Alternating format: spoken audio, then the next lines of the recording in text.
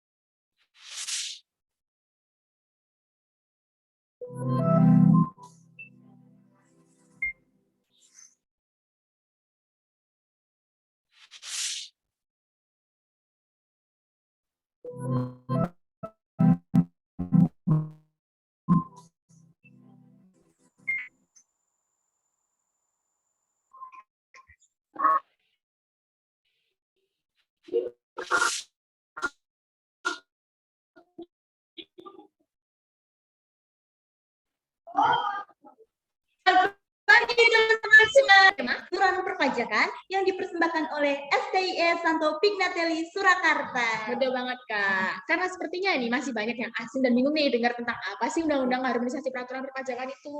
Maka dari itu Kak, hari ini kita bakal kepoin dan belajar banyak tentang undang-undang HPP tersebut. Tapi sebelum kita mulai webinar pada pagi hari ini, alangkah baiknya kita awali dengan berdoa dulu ya. Kepada Kak Sheila, kami persilahkan. Terima kasih Kak Wani atas waktunya. Sebelum kita memulai webinar pada pagi hari ini, marilah kita berdoa. Doakan saya pimpin secara agama Kristen yang lain bisa menyesuaikan. Tuhan Bapa kami yang berkata di kerajaan surga mulia, sehingga Tuhan kami akan melaksanakan webinar ini pada pagi hari ini. Berkatilah dan jagalah selalu webinar pada pagi hari ini dari awal pertengahan hingga akhir supaya acara berjalan dengan lancar dan kami bisa mendapat wawasan dan manfaat yang banyak dalam webinar hari ini. Sehingga dari itu kami menyerahkan setiap permohonan doa ini dan tanggal ini. Amin. Doa selesai, waktu dan layar saya kembalikan kepada MC. Terima kasih Kak Sheila, dan selanjutnya kita akan menyanyikan lagu Indonesia Raya. Kepada seluruh peserta webinar diharapkan dapat duduk dan bersikap tegak.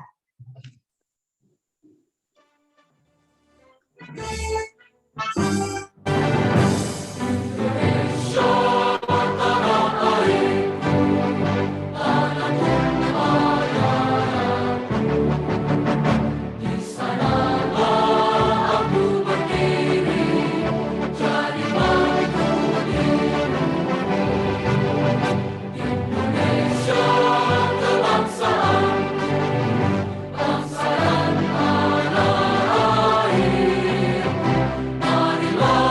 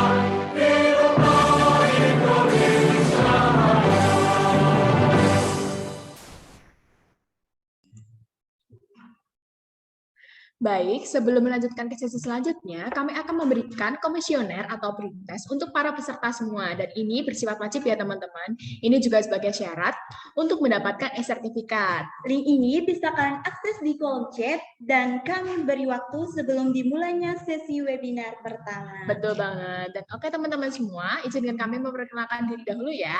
Hai semuanya, perkenalkan nama saya Maria Chandra Agusta dari semester 5 dan partner saya Yuliani Santosa Mahendrawani dari semester 1.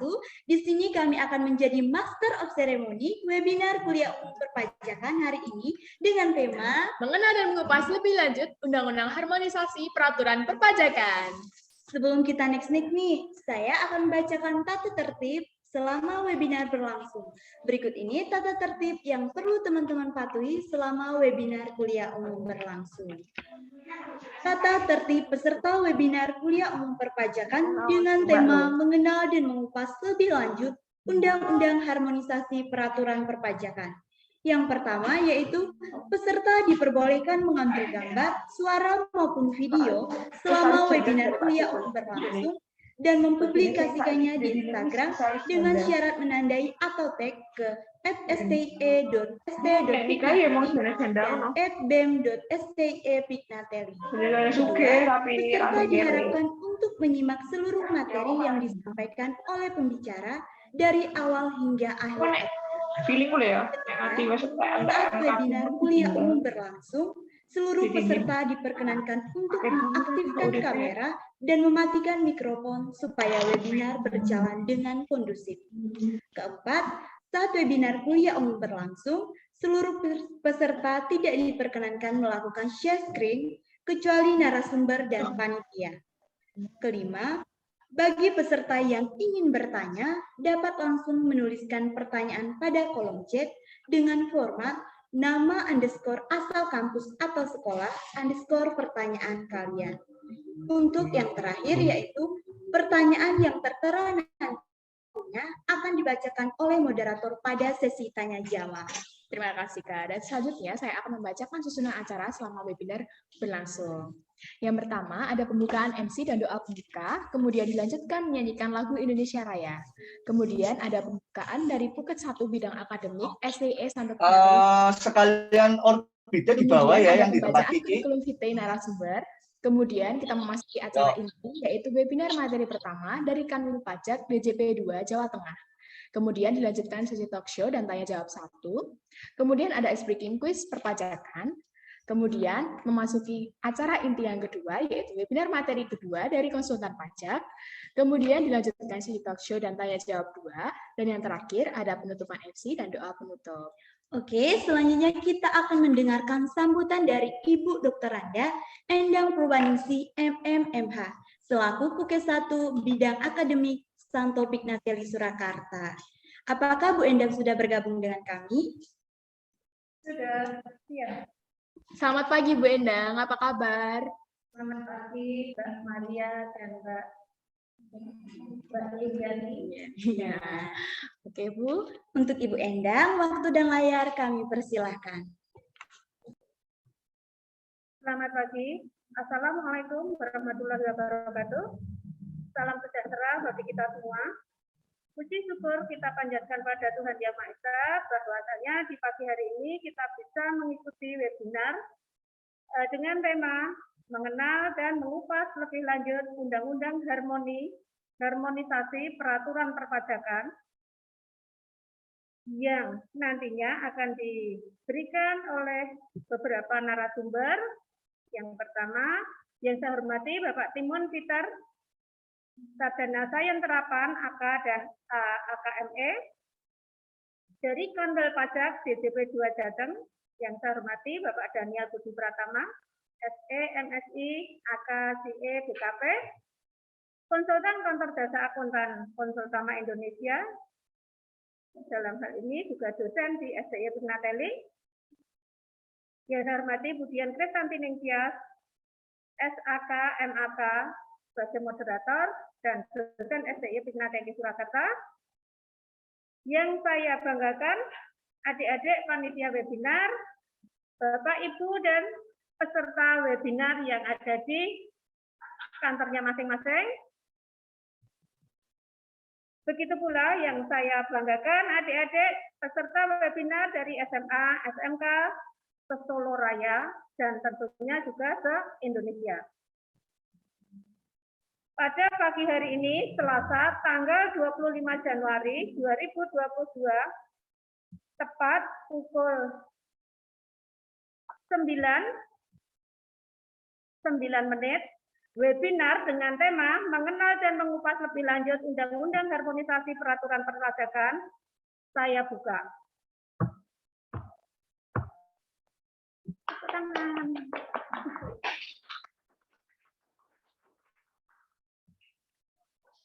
Semoga webinar pagi hari ini memberi manfaat pada Bapak Ibu, adik-adik peserta semua yang nantinya akan lebih mengenal lagi dengan Undang-Undang Perpajakan yang akan bisa saudara ikuti saat ini juga. Wassalamualaikum warahmatullahi wabarakatuh.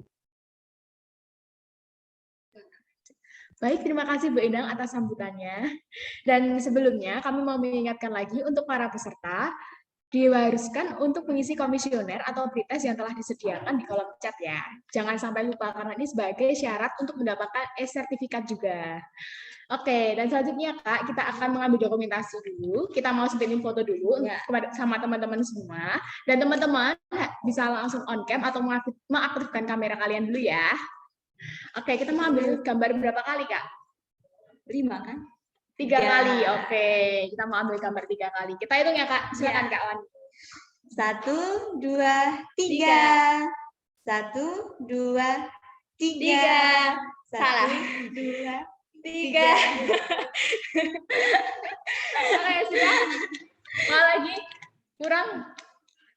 Udah, oke. Oke, deh, lanjut Kak. Nah, teman-teman semua tahu nggak sih kenapa kita mengambil tema tentang mengenal dan mengupas lebih lanjut Undang-Undang Harmonisasi Peraturan Perpajakan ini? Jadi Kak, Undang-Undang HPP ini itu merupakan undang-undang yang baru aja disahkan oleh DPR RI pada 7 Oktober 2021 lalu Kak. Di mana harapannya undang-undang ini akan berdampak baik dalam menegakkan perpajakan, juga akan mendorong sistem yang adil dan sehat, serta efektif dan akuntabel. Undang-undang HPP ini juga bertujuan untuk meningkatkan pertumbuhan.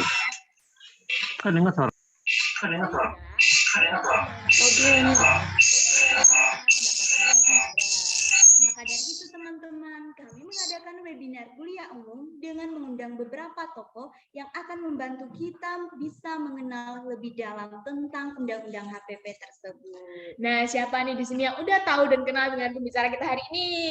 Berikut kami akan membacakan profil dari masing-masing pembicara kita pada webinar hari ini. Untuk yang pertama, pembicara kita yaitu Bapak Timon Peter, Sarjana Terapan Akuntansi Magister Ekonomi. Beliau lahir di Wasuponda pada tanggal 3 Oktober 1979 dan sekarang beliau menjabat sebagai fungsional penyuluh pajak ahli madya. Untuk riwayat pendidikan beliau pernah bersekolah di Sekolah Tinggi Akuntansi Negara Spesialisasi Akuntansi dan MPKP Universitas Indonesia. Untuk riwayat penugasan, beliau pernah menjabat sebagai Kepala Seksi Penagihan KPP Pratama Makassar Utara pada tahun 2017 sampai dengan 2021. Dan sekarang beliau menjabat sebagai Penyuluh Pajak ahli DJP Jawa Tengah II pada tahun 2021 sampai dengan sekarang. Demikian profil dari pembicara kita yang pertama. Dan selanjutnya, pembicara kita yang kedua dari konsultan pajak adalah Bapak Daniel Budi Pratama, SE MSI AK CE BKP. Beliau ini lahir di Surakarta 15 Maret 1975. Jabatan beliau saat ini adalah menjadi partner dan konsultan kantor jasa akuntan Konsultama Indonesia dan juga menjadi eksekutif trainer dan pengajar STE Santo Pignatelli. Beliau ini pernah menempuh pendidikan diploma akuntansi di Universitas Gadjah Mada Yogyakarta, lalu melanjutkan studinya sarjana akuntansi di Universitas 11 Maret Surakarta. Dan setelah itu, beliau melanjutkan pasca sarjana manajemen keuangan di Uniba, teman-teman. Nah, keprofesian yang beliau miliki adalah yang pertama, konsultan pajak terdaftar di Kementerian Keuangan Republik Indonesia.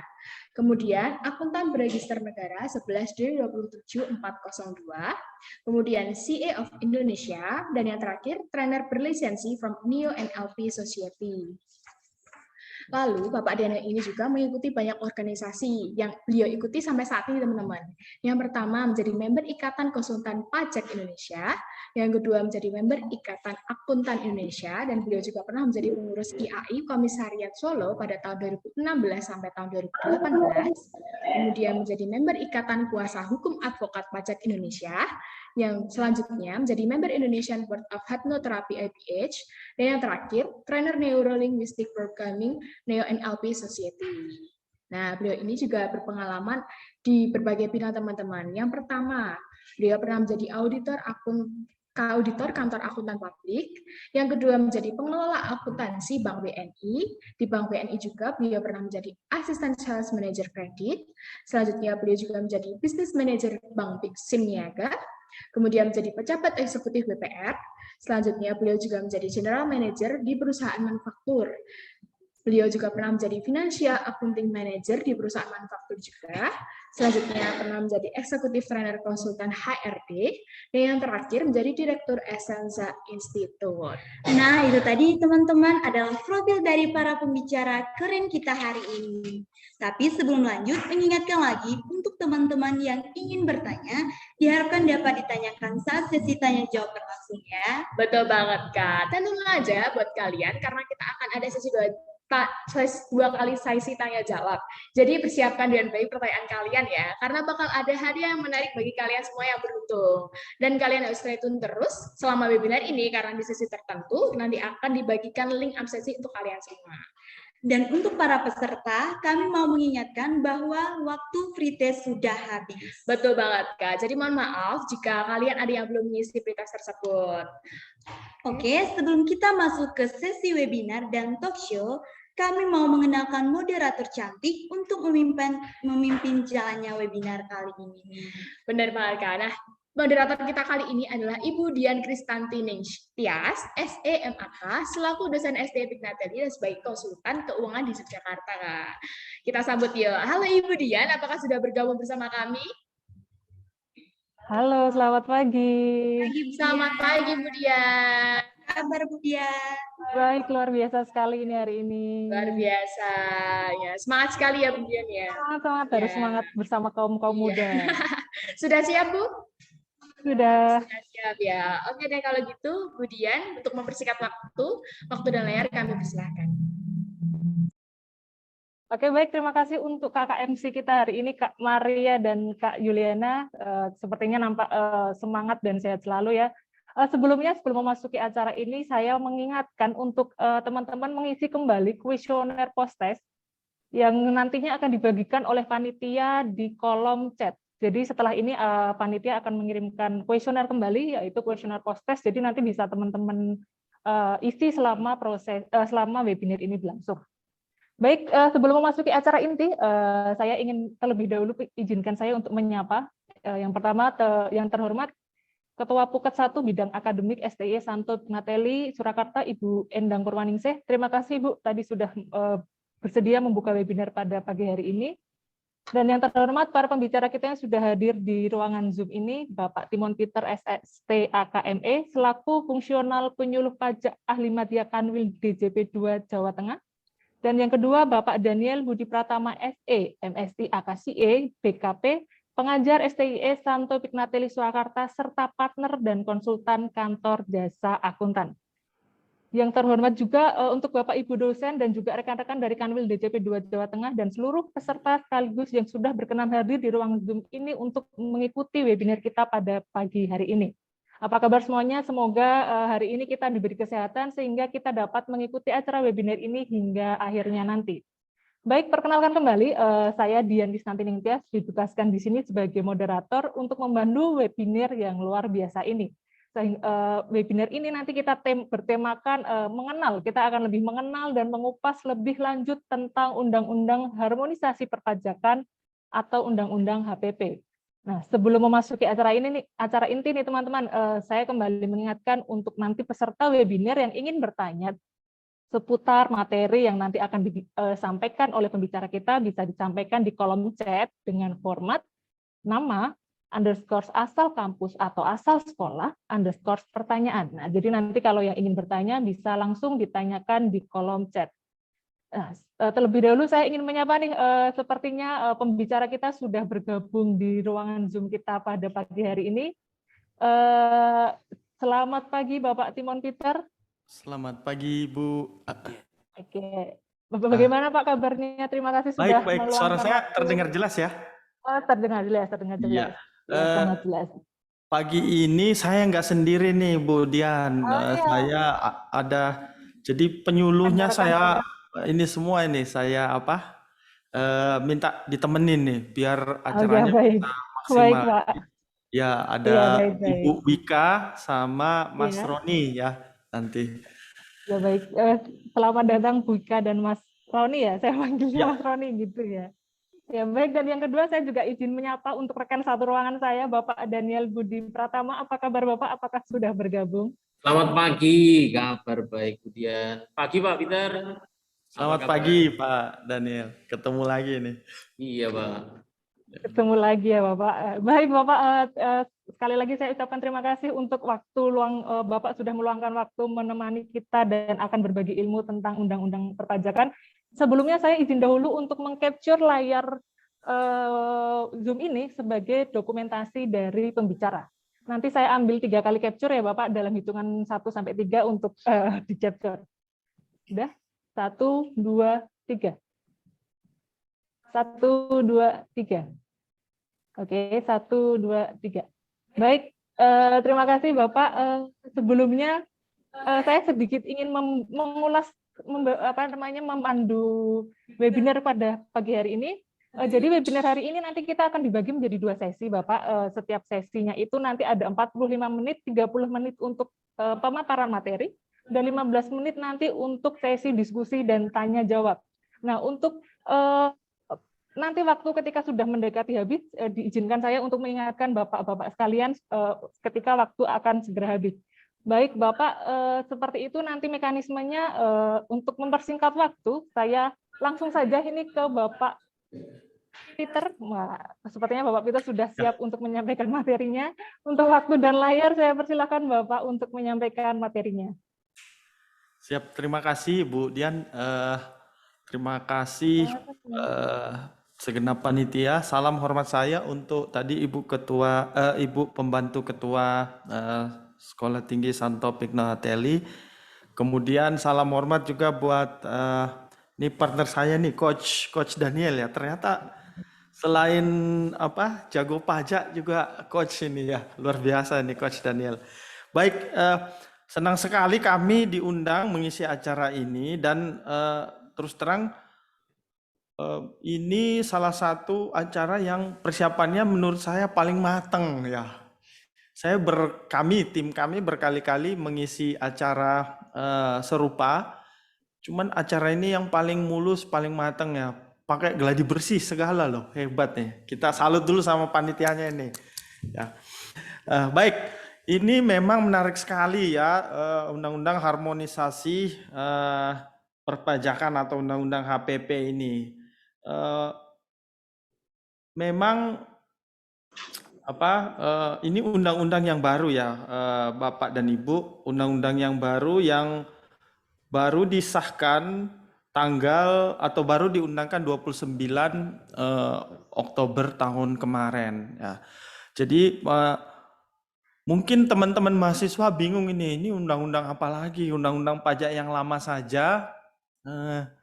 Sampai sekarang saya belum tahu gitu. Atau sudah tahu cuman belum terlalu familiar ya. Jadi saya preview dulu nih teman-teman adik-adik mahasiswa, undang-undang perpajakan kita itu. Jadi kalau konteksnya DJP yang ini, yang logonya ini nih, konteksnya ini kita berbicara tentang pajak pusat ya. Pajak pusat itu yang mana? Pajak pusat itu adalah pajak yang dikelola oleh pemerintah pusat. Seperti misalnya PPN, tapi N-nya besar ya, bukan N-nya kecil ya, atau PPH badan atau PPH orang pribadi, pajak penghasilan badan dan pajak penghasilan orang pribadi. Nah, sementara untuk teman-teman juga ketahui ada namanya pajak daerah ya. Kalau teman-teman makan di restoran, itu perhatikan bilnya. Ya, ditambahin 10% lagi di bawah. Ya, misalnya makan steak ya di warung sana itu. Ya, 30.000 tambah lagi itu 10%. Ya, itu pajak daerah. Ya, jadi itu pajak yang dikelola oleh pemerintah daerah. Nah, konteksnya Undang-Undang HPP ini dan Undang-Undang Perpajakan yang dikelola oleh Direktorat Jenderal Pajak itu adalah pajak pusat ya, pajak pusat. Nah, peruntukannya gimana ini pajak pusat? Pajak pusat ini untuk membiayai pembangunan, membiayai pengeluaran negara, kemudian juga dipakai untuk mensubsidi ya, kalau istilah saya mensubsidi anggaran pemerintah daerah. Ya. Jadi perlu teman-teman mahasiswa ketahui, pemerintah daerah itu tidak semuanya kaya, ya, tidak semuanya seperti misalnya Kutai Kertanegara atau seperti Jakarta. Ya, bahkan ada daerah-daerah tertentu dan ini mayoritas hanya paling banyak 15% dari kemampuannya untuk membiayai pengeluarannya yang bisa dia biayai sendiri atau kita kenal dengan nama PAD-nya. Selebihnya itu disubsidi oleh pemerintah pusat. Melalui apa? Pemerintah pusat dapatnya dari mana? Dari sini, pajak-pajak pusat ini. Ya. Nah, oke. Kita ke Undang-Undang HPP ini. Undang-Undang HPP ini teman-teman sering saya sebut dengan Omnibus Law-nya perpajakan ini. Karena dia ngatur berbagai macam undang-undang. Ya, ini kita lihat ya, ini yang bab 2, ini dia mengubah ini ketentuan umum dan tata cara perpajakan. Ini undang-undang loh teman-teman. Ada namanya Undang-Undang KUP. Kemudian dia mengubah juga Undang-Undang Pajak Penghasilan. Ini Undang-Undang PPH. Kemudian dia mengubah Undang-Undang PPN. Ya. Kemudian dia menambahkan ini namanya program pengungkapan sukarela atau yang banyak orang bilang ini tax amnesty jilid kedua. Kemudian dia nambah lagi satu jenis pajak baru, pajak karbon. Nah, selain undang-undang pajak, dia juga mengubah undang-undang cukai, ya.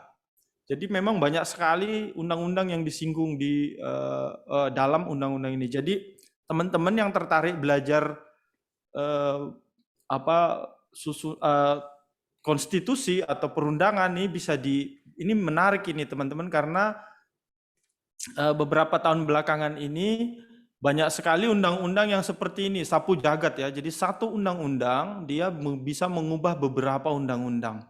Nah, jadi seperti ini juga nih undang-undang HPP ini. Kemudian asas, tujuan dan ruang lingkup ya. Saya waktunya cepat sekali, tetapi saya akan poin-poin pentingnya aja ya.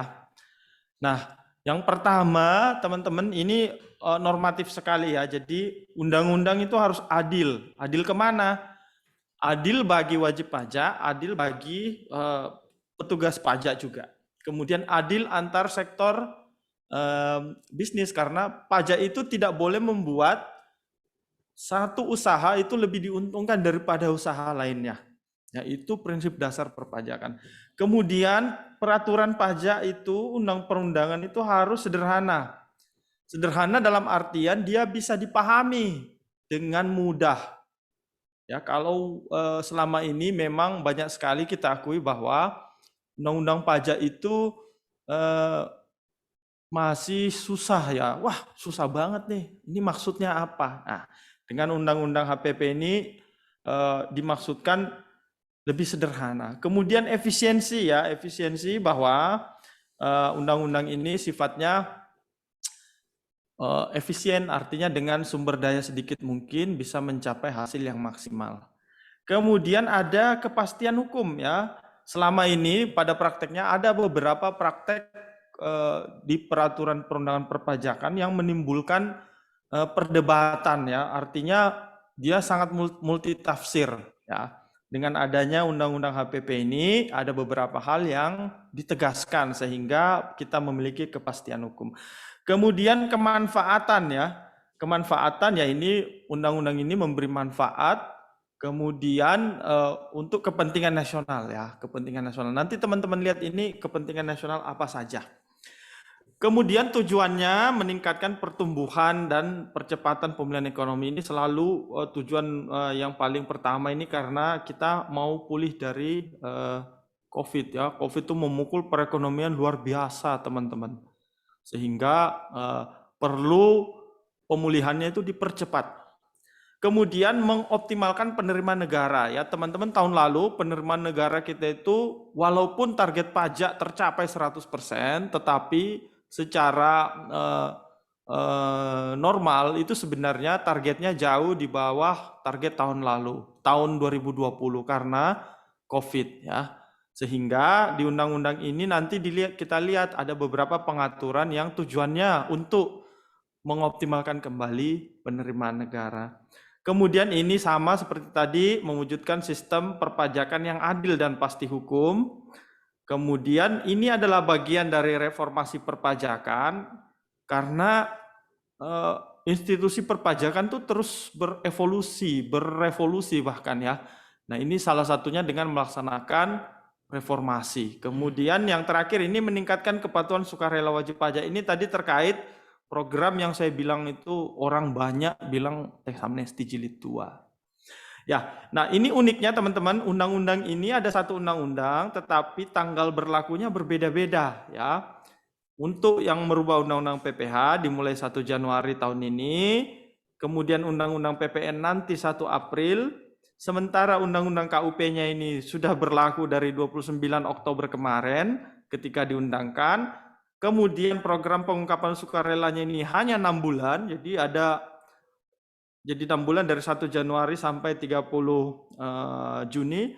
Kemudian pajak karbon ini berlaku mulai 1 April, sementara untuk undang-undang cukainya berlaku ketika dia diundangkan.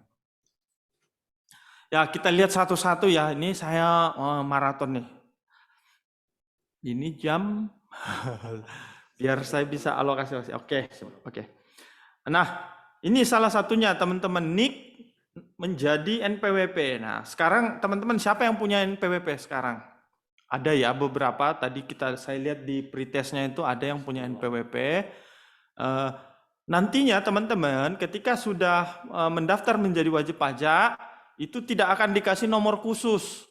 Ya, tidak akan dikasih nomor khusus, tetapi NIK ini yang akan menjadi NPWP-nya.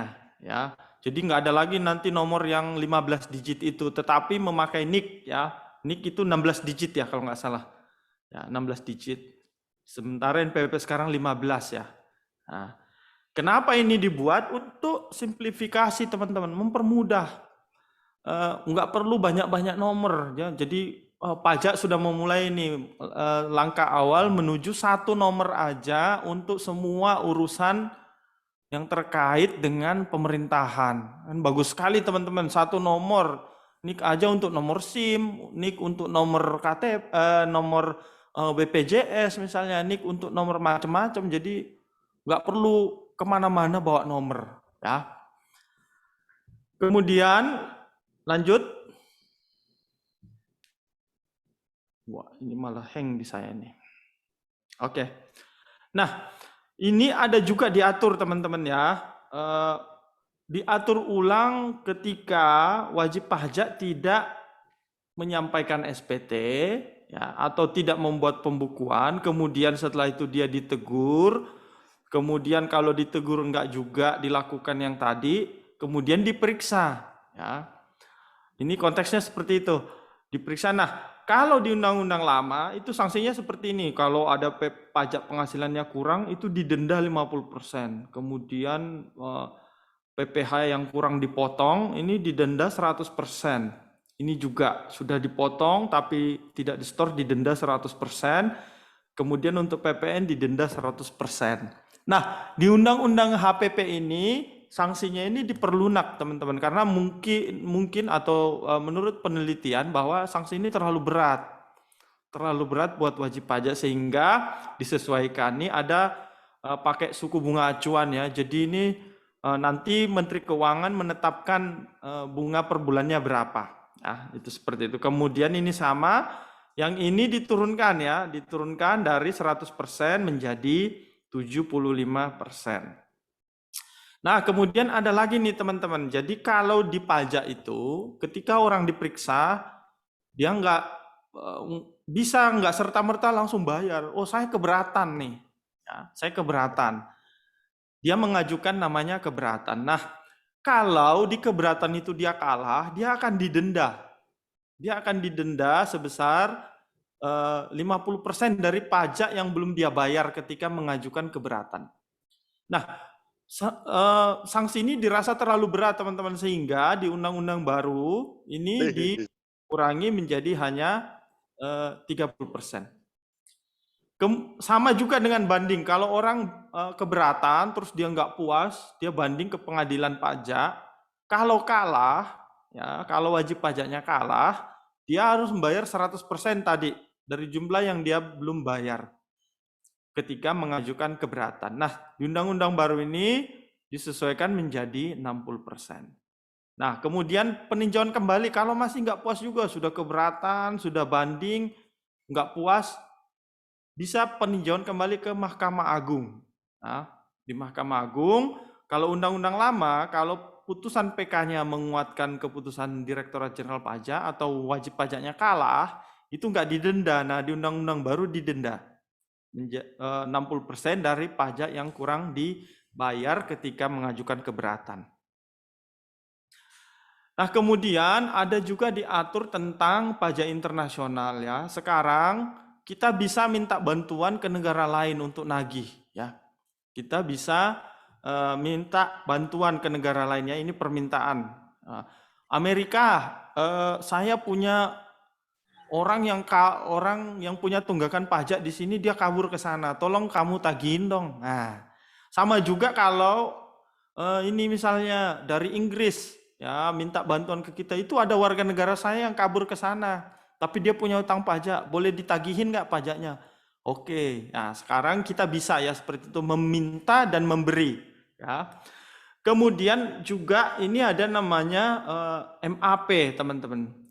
MAP ini kalau ada wajib pajak luar negeri yang kita pajakin di sini, kemudian dia nggak setuju. Ya, dia nggak setuju, akhirnya dia meminta MAP, artinya pemerintah Indonesia duduk dengan pemerintah negaranya menyelesaikan. Ini sengketanya kita selesaikan. Nah, kita berunding ya. Nah, ini diatur. Kemudian konsensus pemajakan global ya teman-teman. Nah, ini yang sangat memprihatinkan sebenarnya. Teman-teman pernah baca nggak si Elon Musk, itu pendirinya Tesla, ya salah satu orang terkaya di dunia. Sebelum tahun 2021 itu dia hampir tidak bayar pajak. Ya, hampir tidak bayar pajak. Ya kan di luar nalar kita ya, lu orang pajak kan majakin orang kaya, kok dia bisa menghindar pajak. Perusahaan-perusahaan besar seperti Starbucks misalnya atau perusahaan-perusahaan besar lainnya itu mengakali teman-teman bagaimana caranya menghindari pajak. Ya, ada berbagai skema penghindaran pajak yang teman-teman dengar misalnya di Pandora Papers ya, yang dulu pertama itu Panama Papers ya, kemudian yang barusan ini Pandora Papers. Itu skema-skema penghindaran pajak oleh perusahaan-perusahaan multinasional. Karena apa? Dia sanggup menyewa pengacara-pengacara handal ya, kemudian dia sanggup menyewa orang ahli-ahli pajak yang handal. Bagaimana caranya dia tidak membayar pajak? Nah, ini negara-negara di dunia pada prihatin nih, wah kok kita diakalin ya? Nah, sekarang itu ada namanya konsensus pemajakan global ini. Bagaimana negara-negara itu bekerja sama untuk membuat peraturan sehingga tadi kasus-kasus seperti tadi, orang-orang kaya, perusahaan multinasional yang besar, itu tidak bisa lagi menghindar membayar pajak. Nah, itu. Kemudian lanjut, nih kuasa, ya kuasa wajib pajak. Jadi dalam pajak itu seperti ini teman-teman. Saya tidak mampu menjalankan hak dan kewajiban perpajakan saya. Tetapi saya misalnya sudah wajib menjalankan hak dan kewajiban, tapi saya tidak mampu dengan berbagai alasan. Misalnya, saya kurang paham pajak. Nah, saya bisa menunjuk orang menjadi kuasa. Nah, kuasa. Nah, sekarang kuasa itu siapa saja bisa menjadi kuasa. Tapi nanti disyaratkan, ini ada namanya persyaratan kompetensinya apa. Tetapi kalau dia suami atau istri atau keluarga, saudara semenda 2 derajat itu tidak perlu syarat kompetensi, bisa langsung ditunjuk menjadi kuasa, ya, bisa langsung ditunjuk menjadi kuasa. Nah, ini penegakan hukum pidana pajak. Jadi teman-teman, di pajak itu tidak hanya diperiksa terus disanksi suruh bayar, ada juga yang sampai di penjara. Ya, ini yang jarang sekali teman-teman dengar. Padahal ini kegiatan yang cukup banyak. Ya, kadang kan gini, wah enak banget itu negara ngejarnya orang-orang kecil aja. Ya, tapi teman-teman nggak tahu ini bahwa banyak sekali juga yang diproses perusahaan-perusahaan atau perorangan yang diproses dengan pidana. Pidana itu sudah penggelapan ya, penggelapan pajak. Penggelapan pajak. Nah, untuk penegakan hukum pajak ini sekarang dilakukan revisi peraturan sehingga dia lebih pasti hukum ya. Lebih pasti hukum dan ini mengedepankan namanya ultimum remedium, teman-teman. Jadi selama ini banyak orang dia sudah terpidana ya, sudah diputuskan dia menggelapkan pajak 100 miliar ya, misalnya, kemudian dia dipenjara. Nah, ketentuan yang ada sebelum adanya undang-undang HPP ini tadi 100 miliarnya itu boleh diganti, teman-teman. Boleh dia nggak bayar, dengan apa? Dengan kurungan. Nah, tentu kalau saya misalnya, saya berhitung dong, mending saya dikurung 6 bulan daripada saya membayar 100 miliar. Nah, ketentuan itu yang tadi itu diubah ya, antara lain diubah. Sekarang fokusnya kita pokoknya dia nggak dipenjara nggak apa-apa deh, asal dia membayar pajaknya dan ganti rugi kerugian negaranya. Ya, jadi diutamakan kembali mengembalikan kerugian negara. Ngapain capek-capek ditangkap, dipenjara, disidang, tapi nggak membayar. Nah, itu ya. Sekarang aturan kita diarahkan kepada sebisa mungkin orangnya membayar dulu. Ya, orangnya membayar dulu. Kalau enggak ya baru dipenjara itu belakangan. Nah, caranya seperti apa? Ya, sekarang boleh ini pajak boleh memblokir atau menyita asetnya, ya boleh disita untuk membayar pidana dendanya ini, ya sekarang dibolehkan. Dulu nggak boleh sebelum ada HPP ini. Baik, kita lanjut. Nah, ini pasal-pasalnya saya nggak perlu uraikan lebih detail. Intinya bahwa sekarang perundang-undangan perpajakan ini untuk yang penegakan hukum pidana tadi diusahakan sebisa mungkin membayar pajaknya dan dendanya daripada di penjara. Oh, nggak adil dong, saya maunya dia di penjara. Ya dia kan kalau di penjara 6 bulan kemudian nggak bayar 1 triliun, negara dapat apa? Malah capek ngasih makan dia di penjara. Ya, rugi negara malah ya. Mendingan dia membayar yang 1 triliun itu. Kira-kira logika sederhananya seperti itu. Oke, lanjut. Ini yang tadi itu untuk KUP ya. Ini sekarang pajak penghasilan. Pajak penghasilan. Nah, ini yang pertama, pajak atas natura. Ya, ini seperti ini. Oh, oke, 5 menit lagi. Pajak atas natura. Jadi dulu sebelum undang-undang ini, saya direktur perusahaan terima apartemen, mobil dinas, dan lain-lain, itu tidak dihitung sebagai penghasilan saya. Enak banget kan? Nah, sekarang nanti kalau mendapat fasilitas seperti itu akan dihitung menjadi penghasilan saya sehingga saya harus membayar pajak. Oke, itu untuk natura. Kemudian ini tarif pajak orang pribadi, ya ini diperbaiki. Kita lebih menyasar pada orang-orang super kaya. Ini diperkenalkan ini tarif lapisan yang baru. Dulunya nggak ada ya.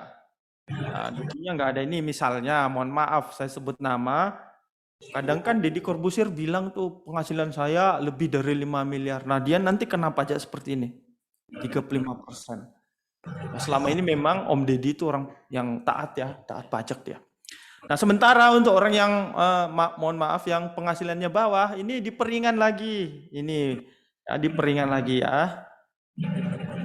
Kok diperingan Pak? Nah sekarang teman-teman nanti bikin simulasi misalnya yang kena pajak itu 70 juta ya.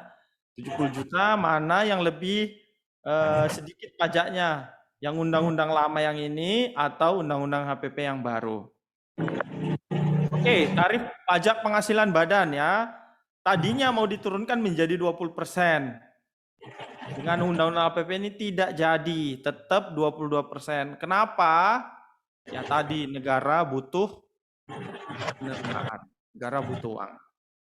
Kemudian ini yang paling penting ya, tadinya UMKM itu mau omsetnya sehari Rp1.000, mohon maaf itu tetap dipajakin. Tetapi sekarang dikasih sampai dengan 500 juta itu tidak akan dikenakan pajak. Ya, ini tentunya kabar baik untuk UMKM.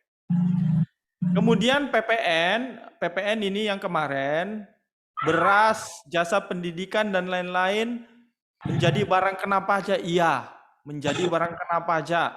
Tetapi nantinya dia dibebaskan. Ya. Jadi kemarin memang ribut itu, beras mau dipajakin. Benar, sekarang dipajakin, tapi pajaknya dibebaskan. Ya, seperti itu.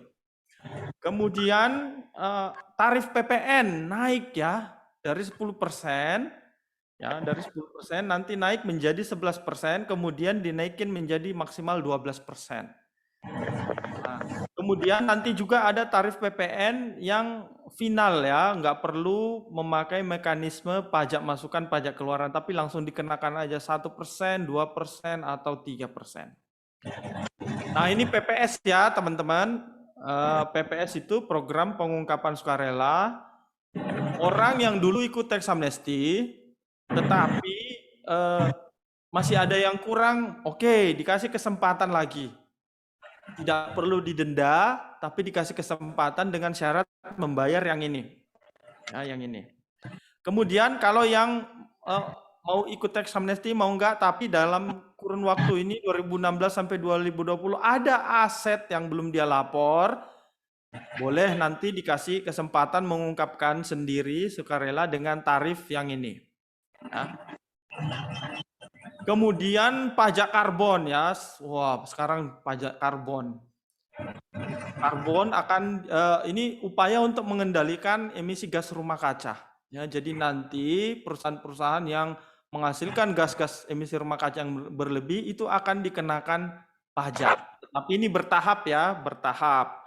Yang lebih dahulu ini pembangkit listrik tenaga uap. Kemudian cukai ini menambahkan aja ada penambahan rokok elektrik ya, ini yang suka itu ngerokok nggak pakai korek tapi asapnya banyak banget. Ya dikenain cukai ya. Kemudian ya saya kira itu ini lumayan maraton kita, semoga ada yang nyangkut ya, semoga ada yang nyangkut.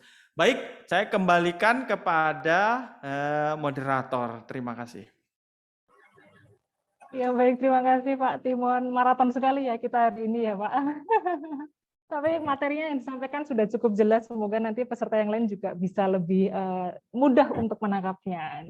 Jadi intinya kalau boleh saya menyimpulkan sedikit, jadi pajak undang-undang HPP itu sebenarnya seperti sapu jagatnya undang-undang pajak begitu ya Pak. Jadi di situ sudah ada aturan-aturan pajak sudah lengkap di situ. Nah, ini nanti buat teman-teman nih, sekali lagi saya mengingatkan nih, buat tadi sudah banyak sekali yang ingin bertanya, tapi sebelum bertanya nih Pak, mungkin akan sedikit ada pertanyaan dari saya. dari pihak DJP-nya sendiri itu sebenarnya seberapa optimis undang-undang HPP ini nanti menjadi pendorong atas stimulus perekonomian Indonesia, apalagi kan tahun kemarin seperti kita ketahui 2021 perekonomian cukup tidak stabil, target pajak pembayaran terpenuhi, tapi secara normal memang tidak sesuai dengan harapan. Nah, dengan adanya undang-undang HPP ini apakah semakin optimis dari Ditjen Pajak untuk penerimaan negara, Pak? Ya, baik Bu Dian, bagus sekali pertanyaannya. Optimis pasti Bu Dian, ya teman-teman. Ini dibuktikan misalnya dengan keadaan ekonomi makro dunia memang semakin membaik, terutama triwulan terakhir tahun 2021 itu. Nah, kita memang menerima beban yang cukup berat itu sepanjang tahun 2020. 2021 awal iya masih ini, tetapi grafiknya terus membaik. Ya, membaik. Nah, dengan tren pemulihan yang uptrend ini yang baik, nah kemudian tadi diperkuat dengan beberapa program-program baru di dalam